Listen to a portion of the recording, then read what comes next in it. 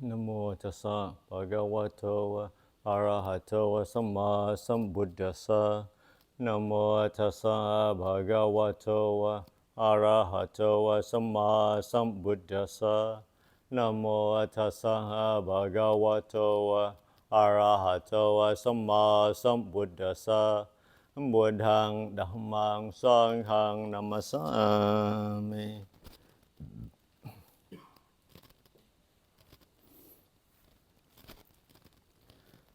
So,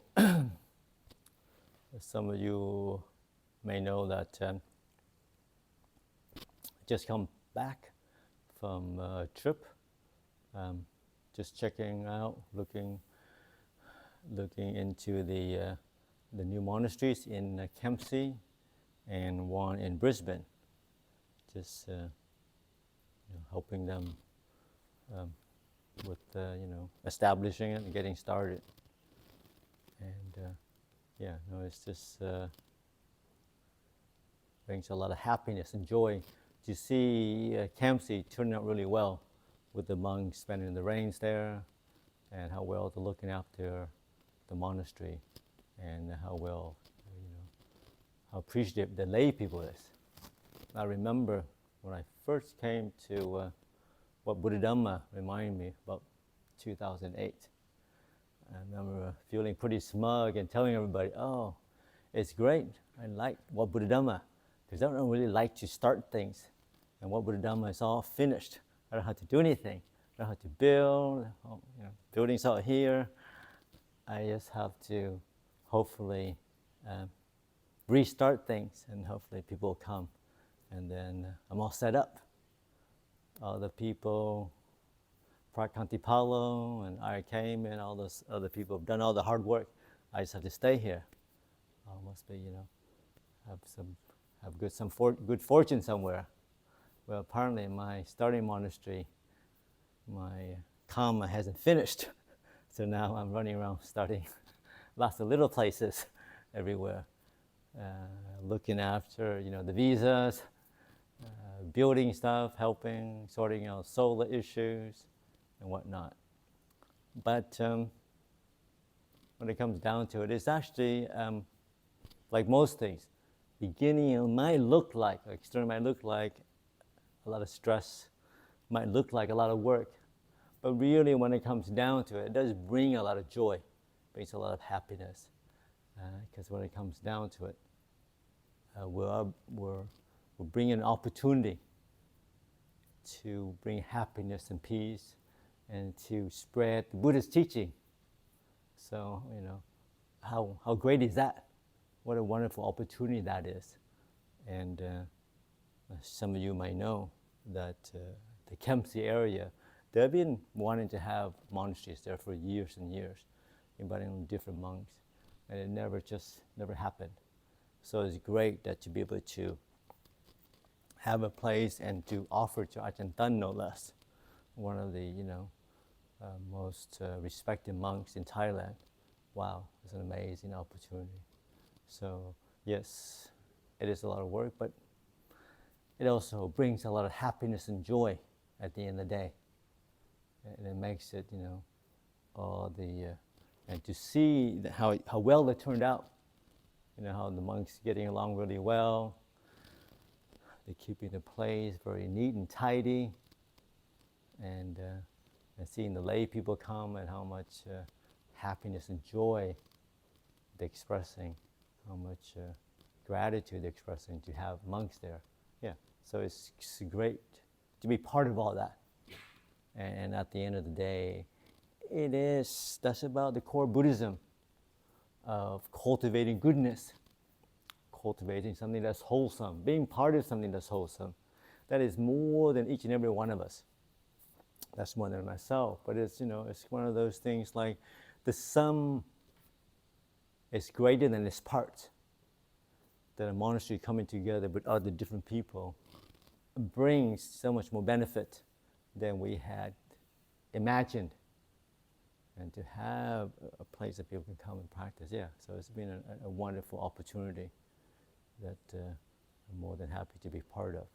And there's bits and pieces to solve. It's always problem solvings, issues that come up from time to time, but it doesn't have to be a cause for suffering, doesn't have to be a cause for stress. It's an opportunity to sharpen your wisdom, opportunity to learn, to work with things. If you can solve it, it's good. You can, you just have to accept it. Just part of so much of the practice. It's like that. So yeah, and it's just nice to see new people come to the monastery, and they're asking questions. What is Buddhism? We have a couple that is of the Jewish faith from Czech that came to the monastery. I think it's their second time. One of the Thai ladies brought them, and yeah, and it's nice to see people being exposed to the wonderful teachings of the Buddha, the timeless teaching. It's been around forever, but it doesn't fade. Truth has power. Truth has strength. And over the years, the more you apply the Buddha's teaching, the more you know, the deeper you see things, the more you appreciate the wonderful teaching of the Buddha, the power of the Dhamma. So Buddhism is not about, like I said, about reading, knowing things. Buddhism is about applying it to your daily life, to self-suffering in yourself, to bring goodness to others. We talk a lot about being kind, being gentle, not because, we're Buddhists, so we should be kind and gentle, but it is, when you're kind, when you look at other people, try to help other people, what you're doing is learning to let go of your own selfishness, of your own views and opinions. You're learning to put that down and look around and see how you can be of service to others. And it is all about the act of letting go, finding different ways to let go. When you practice generosity, you're letting go of your attachment to your material stuff, letting go of your attachment to your way of doing things. Oh no, this is my time. I've got to do my thing. I would like to help, but I don't have much time.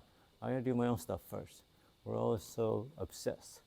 We're all views and activities. But also when you learn to work with other people, you're also letting go of your views and opinions. What's the best way? I know the best way to do things, best way to run a kitchen, best way to cook rice, best way to make soup, or whatever, is letting go of sense of self. And it is this sense of self, this attachment to views and opinions that causes suffering, really. And the more we learn to let go, to find ways to wear away that sense of self, just through constant practice, learn to adapt to the situation, what's happening, what is proper for this time and place, what is proper today, not yesterday, not last month. What's the proper thing to do today? What's the kind thing to do? What's the wise thing to do? What the Buddha would say, what the Buddha would do, what Ajahn would do in these circumstances.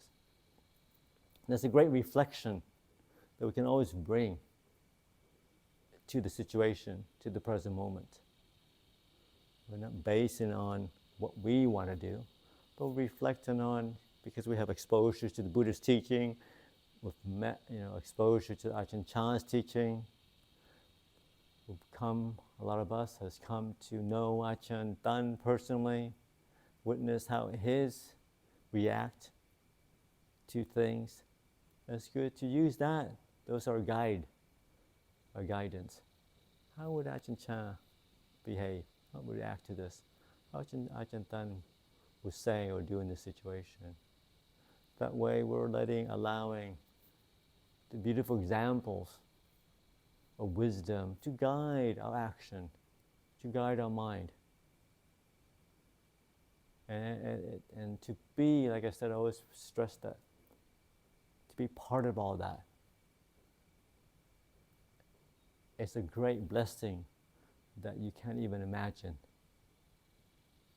in this day and age, in this world right here, where people look just in the opposite direction, look through ways to distract themselves, look for ways to numb themselves, through drugs or alcohol, or through worldly possessions or achievements. But we have this beautiful opportunity to cultivate the Dhamma, to live life that is authentic, that is true, that's in the here and now. So much Buddhism is not about the superpowers, the super knowledge. So much Buddhism is just being the here and now. I love Thich Nhat Hanh. I don't know him very well. I just know bits and pieces of his teaching because he's so well known.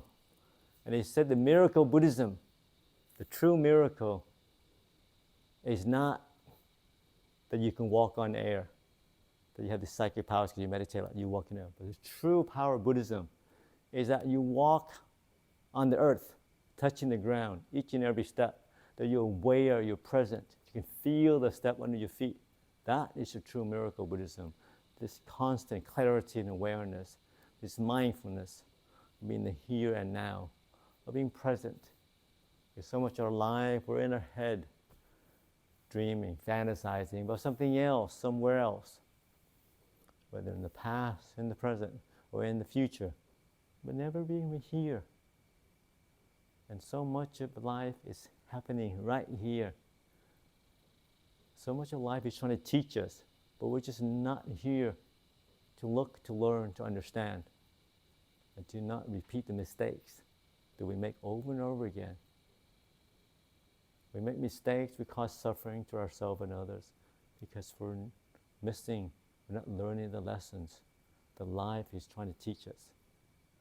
Beautiful teaching, Ajahn Chah. Everything he's trying to teach us. Are we here to receive the lessons? Are we here to look and learn? And that is the power of the Dhamma.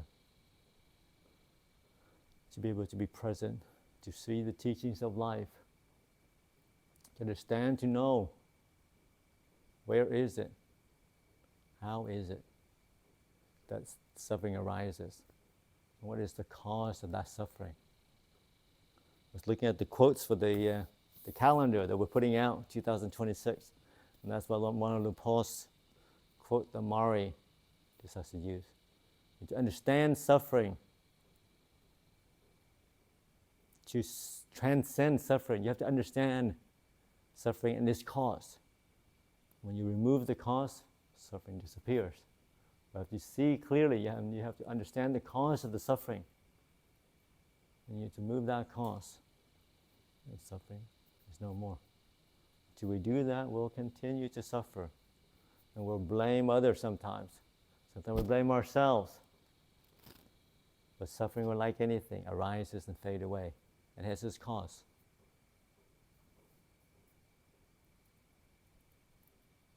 So, on this warm, balmy night of the summers, we gather here out of faith, devotion to the Buddha.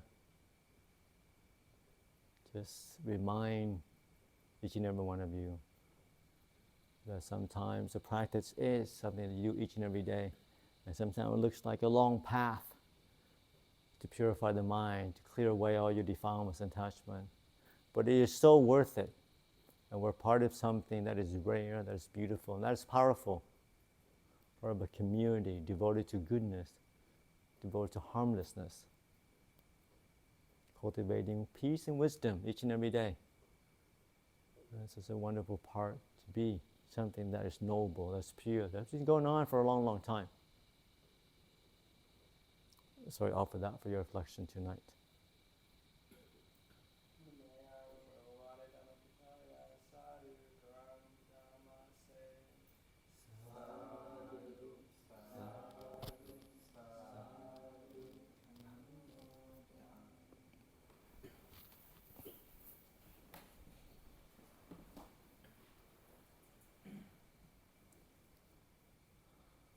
Arahanga Samma Sambuddho Bhagava Buddhang Bhagavantang Abhivademi.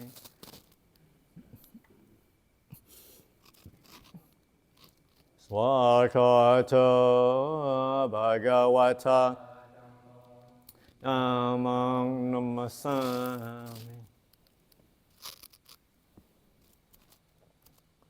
Supatipanno Sawaka Sangho Sanghang Namah